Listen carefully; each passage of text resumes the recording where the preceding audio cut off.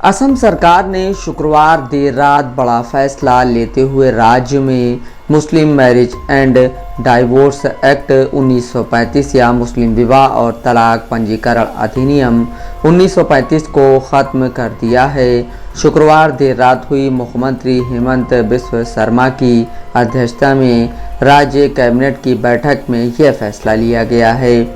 अब राज्य में सभी शादियां स्पेशल मैरिज एक्ट के तहत पंजीकृत होंगी। माना जा रहा है कि असम सरकार का यह फैसला राज्य में यूनिफॉर्म सिविल कोड की दिशा में पहला कदम है। असम सरकार का यह फैसला ऐसे समय में आया है जब एक पखवाड़े पहले ही उत्तराखंड विधानसभा ने यूसीसी पर लाए गए विधेयक को पारित कर दिया है।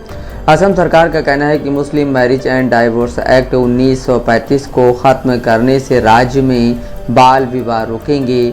असम सरकार के मंत्री जयंत मल्ला बरुआ ने कहा है कि यह राज्य में समान नागरिक संहिता की दिशा में एक बहुत ही महत्वपूर्ण कदम है। 2011 की जनगणना के मुताबिक असम की आबादी में 34% मुस्लिम हैं। राज्य की कुल 3.12 करोड़ की आबादी में से 1.06 करोड़ मुस्लिम समुदाय के लोग हैं। माना जाता है कि राज्य सरकार के इस फैसले से ये बड़ी आबादी प्रभावित होगी। असम के मुख्यमंत्री हेमंत बिस्व शर्मा ने सोशल मीडिया एक्स पर इसकी जानकारी देते हुए कहा है कि 23 फरवरी 2024 को असम कैबिनेट ने सदियों पुराने असम मुस्लिम विवाह और तलाक पंजीकरण अधिनियम को निरस्त करने का एक महत्वपूर्ण निर्णय लिया। इस अधिनियम में विवाह पंजीकरण की अनुमति देने वाले प्रावधान शामिल थे, भले ही दूल्हा और दुल्हन 18 और 21 वर्ष की कानूनी उम्र तक नहीं पहुँचे हों, जैसा कि कानून द्वारा ज़रूरी है। यह कदम असम में बाल विवाह पर रोक लगाने की दिशा में एक और महत्वपूर्ण कदम है।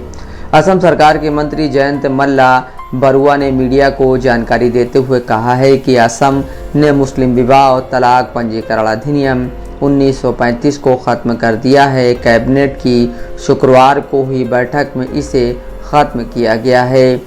इसके बाद से इस कानून के तहत मुस्लिम विवाह या तलाक का पंजीकरण नहीं हो सकेगा। उन्होंने कहा कि हमारे पास स्पेशल मैरिज एक्ट है, इसलिए हम चाहते हैं कि सभी विवाह इसके तहत हों। उन्होंने असम मुस्लिम विवाह और तलाक पंजीकरण अधिनियम 1935 को औपनिवेशिक समय का कानून बताया। उन्होंने इस फैसले को बाल विवाह के खिलाफ राज्य सरकार की कार्रवाई से जोड़ते हुए कहा कि इससे बाल विवाह को रोकने में मदद मिलेगी।